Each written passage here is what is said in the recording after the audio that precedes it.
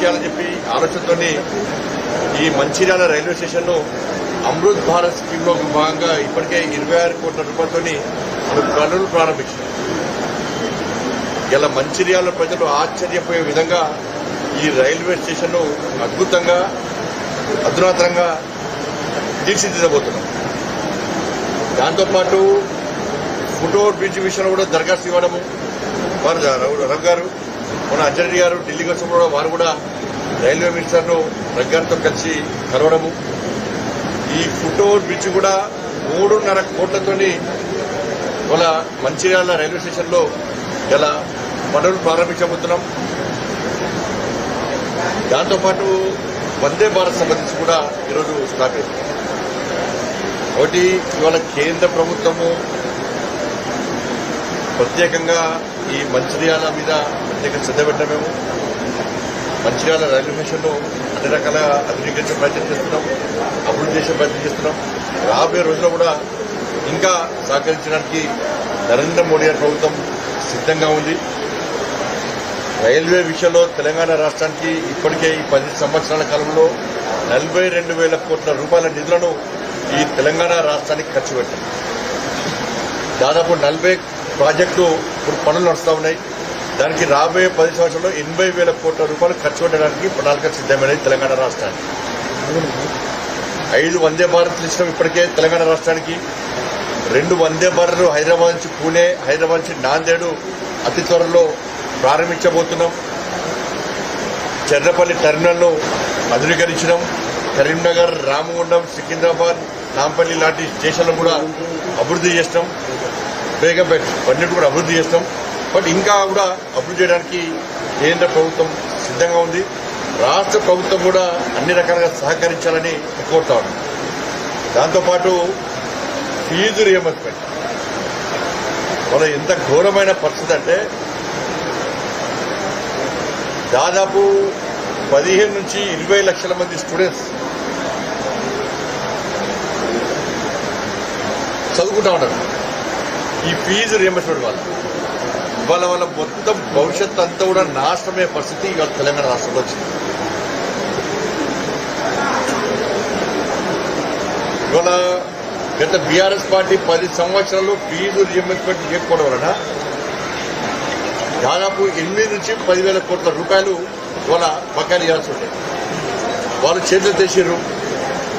చేతులు చేసాక ఏమైంది, అరే మా పిల్లల భవిష్యత్తు బాగుపడుతుంది కావచ్చు అని చెప్పి ఇటు పేరెంట్స్, మా పాఠశాల కళాశాల పరిస్థితి బాగుపడుతుంది కావచ్చు అని చెప్పి ఇటు కళాశాల పాఠశాల యజమానులు వీళ్ళందరూ కలిసి బీఆర్ఎస్ కు బుద్ధి చెప్పి కాంగ్రెస్ పార్టీని నమ్మి ఓటేస్తే ఫీజు రియంబర్స్మెంట్ కు బ్రాండ్ అంబాసిడర్ గా చెప్పినటువంటి కాంగ్రెస్ పార్టీ ప్రభుత్వము ఈరోజు ఫీజు రియంబర్స్మెంట్ చెల్లించకపోవడం వలన విద్యా సంస్థలు నడిచే స్థితిలో లేవు. నమ్మించారు. ఇవాళ కేసీఆర్ గారేమో పంజాబ్ పోయి చెల్లని చెక్కులిచ్చి తెలంగాణ పరువును బజార్ కట్టి తన నాశనం చేసి ఇజ్జత్ తీసేయండి. ఈ కాంగ్రెస్ పార్టీ ప్రభుత్వం ఏం చేసింది, టోకెన్లు ఇచ్చింది. టోకెన్లు ఇచ్చింది, పేపర్ పద్ధతిగా రాసినట్టు రాయించారు. ఆ టోకెన్లు చెల్లిన పరిస్థితి. టోకెన్లు ఎందుకు ఇచ్చారు, ఏమన్నారు, ఎందుకు ఇస్తున్నారు పైసలు? మరి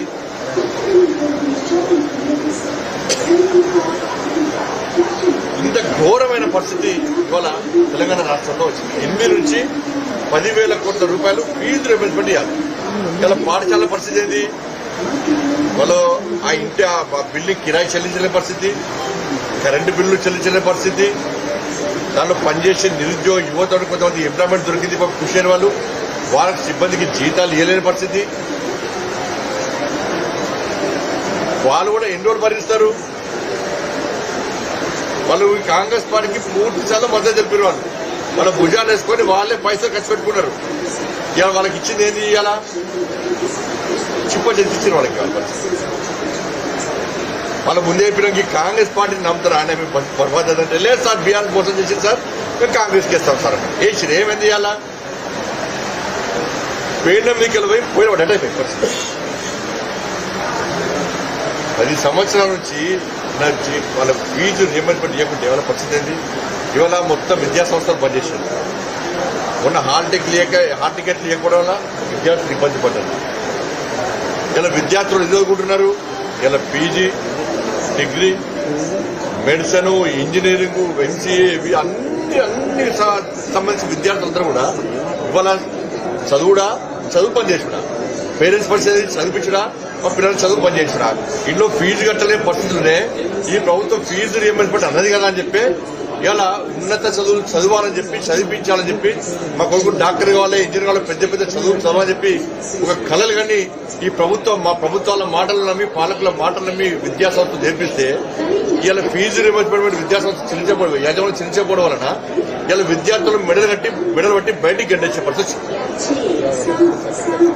ఏమైంది పరిస్థితి కాదు. మేము 1,00,000 కోట్ల విద్యా బడ్జెట్ పెట్టినామని చెప్పి అంటున్నారు. మూసి రివర్ పెట్టి అంటున్నారు. విశ్వాళ్ళు పోటీలు పెట్టిరు, ఫోర్త్ సిటీ అంటున్నారు, ఇంకేవేవో అంటున్నారు. మరి వాటికి పైసన్నప్పుడు ఈ పేద విద్యార్థులు చదువుకోవడానికి వాళ్ళ ఫీజులు కట్టలేక ఇలా యాజమాన్యాన్ని రోడ్డుకి స్ట్రైక్ చేస్తుంటే ఈ 10,000 కోట్ల రూపాయలు చెల్లించిన స్థితిలో ప్రభుత్వం ఉందా? ఇవే గతంలో వీళ్ళు స్ట్రైక్ అన్నారు. స్ట్రైక్ అంటే దీనికి కొంతమంది ప్రభుత్వం గుంజి చర్చలు అన్నారు, టోకెన్లు ఇచ్చారు. నేను మనకు ఇప్పుడు ఆ రోజే మీ దానిలో గ్రూపులు ఉన్నాయి, మీ దానిలో కొంతమంది ప్రభుత్వానికి తాబేదారుగా వ్యవస్థను కొంత మీ అసోసియేషన్ లో ఈ ప్రభుత్వం పైసలు ఇవ్వదని చెప్పి ఆ రోజు చెప్పిన. భారతీయ జనతా పార్టీ మొదటి నుంచి కూడా ఫీజు రియంబర్స్మెంట్ చెల్లించాలని చెప్పి విద్యార్థులకు అన్యాయం కావద్దు, యాజమాన్యాల వాళ్ళను కాపాడండి, వాళ్ళు అప్పుల పాలయ్యారు, బ్యాంకులలో ఇంట్రెస్ట్ కట్టలేకపోతున్నారు, వాళ్ళ ఆస్తులు అమ్ముకున్నా కట్టలేని పరిస్థితి.